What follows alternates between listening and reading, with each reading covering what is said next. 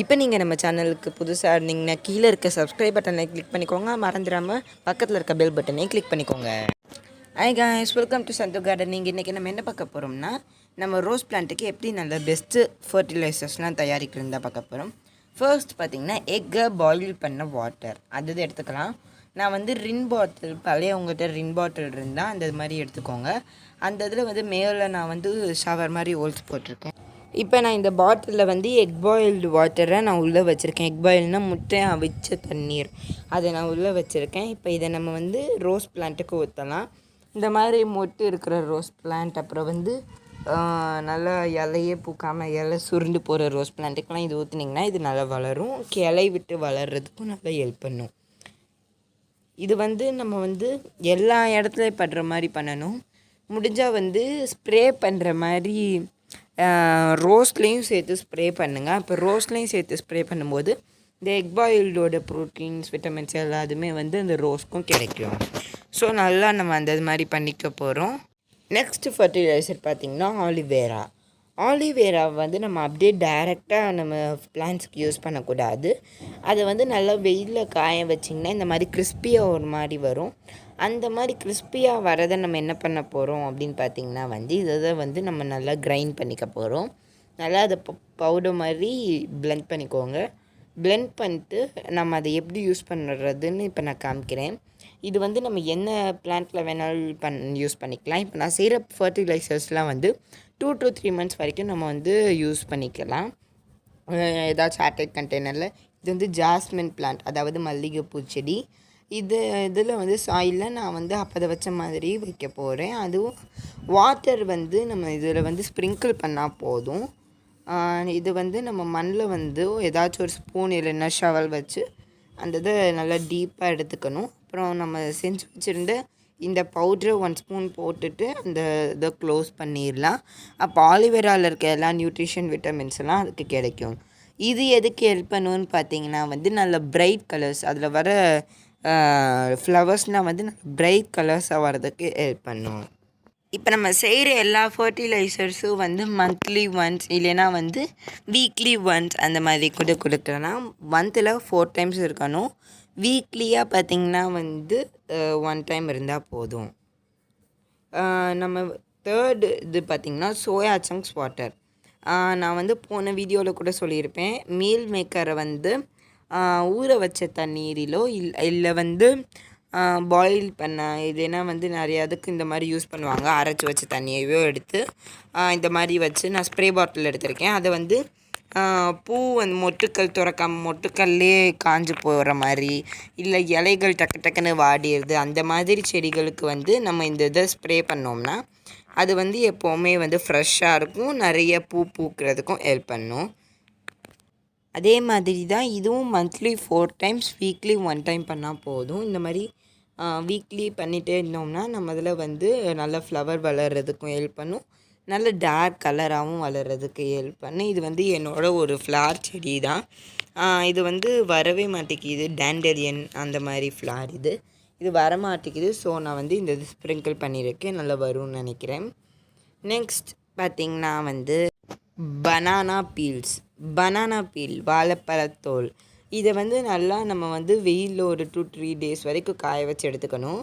நம்ம கையை வச்சு பண்ணாலே நல்லா அது வந்து உடையணும். அப்பளம் மாதிரி உடஞ்சிடுச்சுன்னா அதை வந்து நம்ம இதுக்கு யூஸ் பண்ணலாம். இப்போ இதை வந்து நம்ம என்ன பண்ண போகிறோம்னா இதையும் நல்லா பிளெண்ட் பண்ணிக்க போகிறோம். இதை நல்லா பவுடர் மாதிரி பிளெண்ட் பண்ணிக்கிட்டு நம்ம இதை வந்து நம்ம டைரெக்டாக நம்ம பிளான்ட்டுக்கு யூஸ் பண்ணலாம். இது வந்து ஃபுல் பவுடராக வராது, ஒரு சப்ஸ்டன்ஸாக தான் வரும். நான் காமிக்கிறேன்.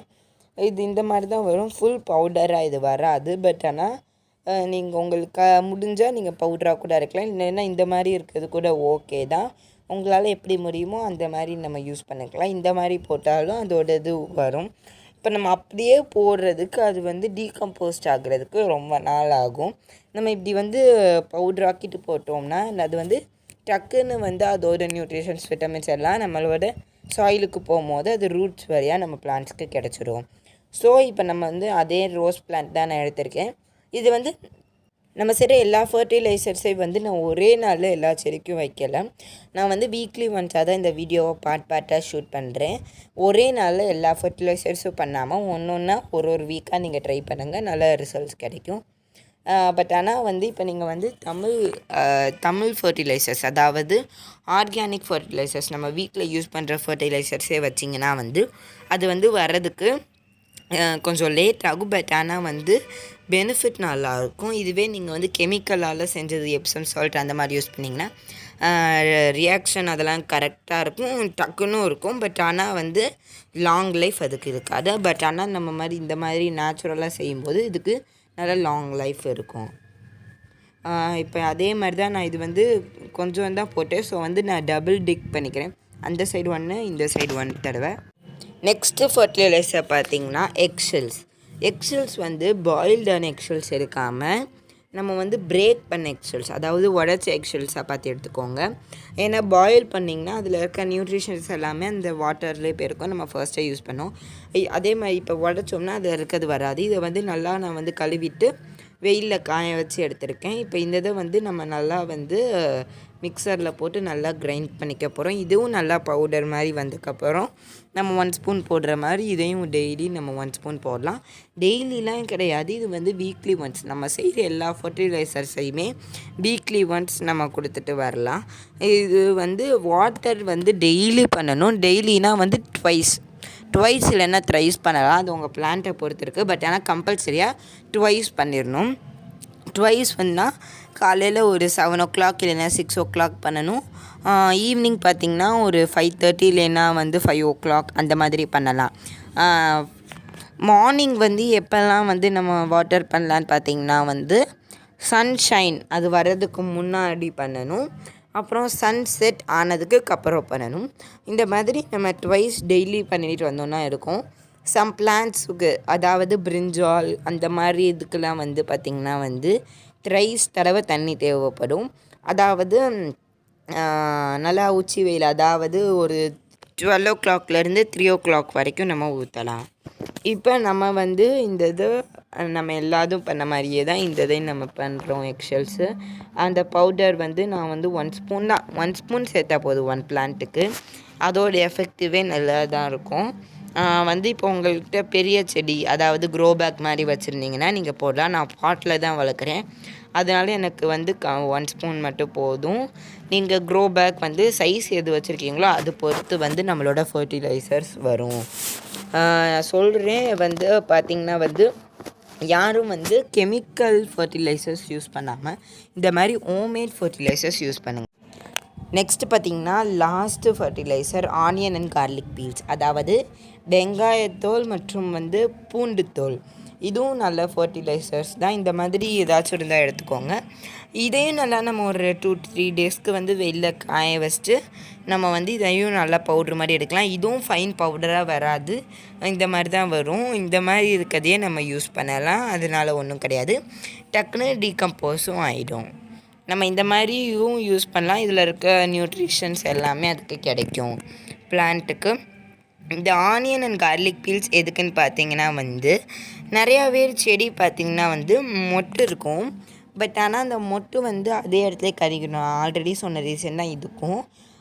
நான் வந்து சொல்லியிருந்தேன் ஆல்ரெடி, நான் 1 to 3 வீக்ஸுக்கு அப்புறம் தான் ஒரு வீடியோவாக ஷூட் பண்ணுவேன்ட்டு. இப்போ ரோஸ் வந்து நல்லா மலர்ந்துருக்கு. ஸோ நான் வந்து இப்போ தான் இந்த வீடியோ ஷூட் பண்ணியிருக்கேன். இப்போ வந்து நம்ம 1 ஸ்பூன் அதே மாதிரியே சேர்த்துட்டு நம்ம இதை க்ளோஸ் பண்ணிடலாம். இந்த வீடியோ உங்களுக்கு எல்லாருக்கும் நல்ல பயனுள்ளதாக இருக்கும்னு நினைக்கிறேன். உங்களுக்கு வேறு ஏதாச்சும் வீடியோ வேணும்னா வந்து எனக்கு கமெண்ட் பாக்ஸில் டைப் பண்ணுங்கள்.